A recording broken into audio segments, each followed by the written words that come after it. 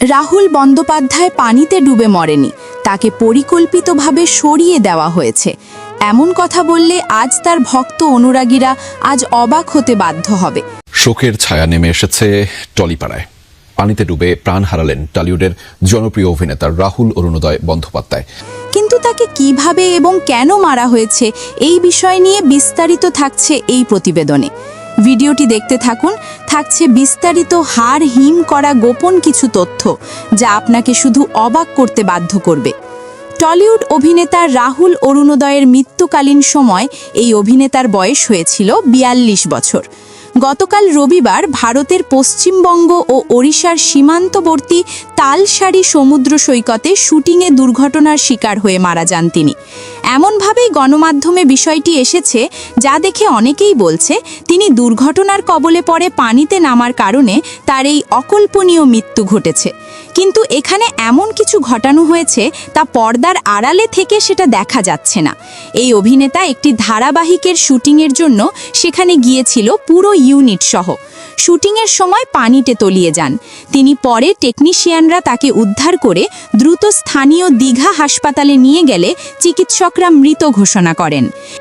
যে পেশেন্টটা এসেছিলেন উনি অরুণোদয় ব্যানার্জি, রাহুল ব্যানার্জি নামেই বেশি পরিচিত।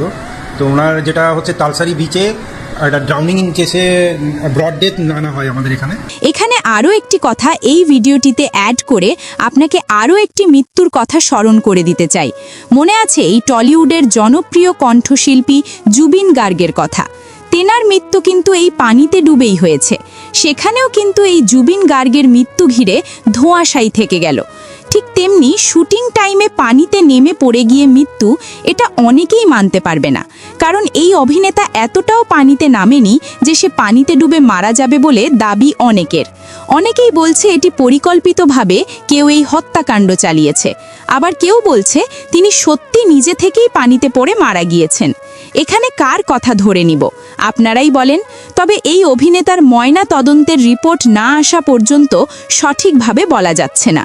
রাহুল অরুণোদয় বন্দ্যোপাধ্যায়ের জন্ম ১৯৮৩ সালের ১৬ অক্টোবর। বিজয়গড় থিয়েটার দলের হয়ে রাজদর্শন নাটকে অভিনয়ের মাধ্যমে তার পথ চলা শুরু হয়। চিরদিনই তুমি যে আমার ছবির মাধ্যমে তুমুল খ্যাতি পান এই অভিনেতা। পরে ওই সিনেমার নায়িকা প্রিয়াঙ্কা সরকারকে বিয়ে করেন তিনি।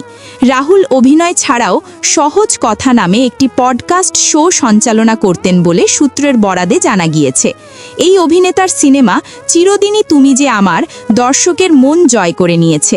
শুধু কি টলিউডের দর্শকরা এই সিনেমা জনপ্রিয়তা বাড়াতে সাহায্য করেছেন? না দর্শক, এই চিরদিনই তুমি যে আমার সিনেমার গান পুরো বিশ্বকে নতুন করে তাক লাগিয়ে দিয়েছিল সেই সময়।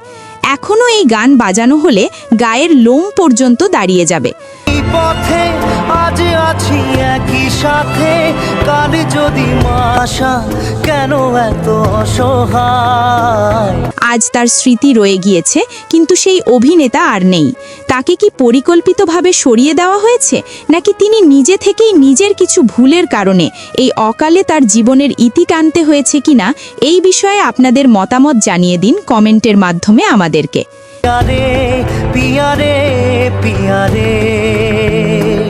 News desk, Trends news 69।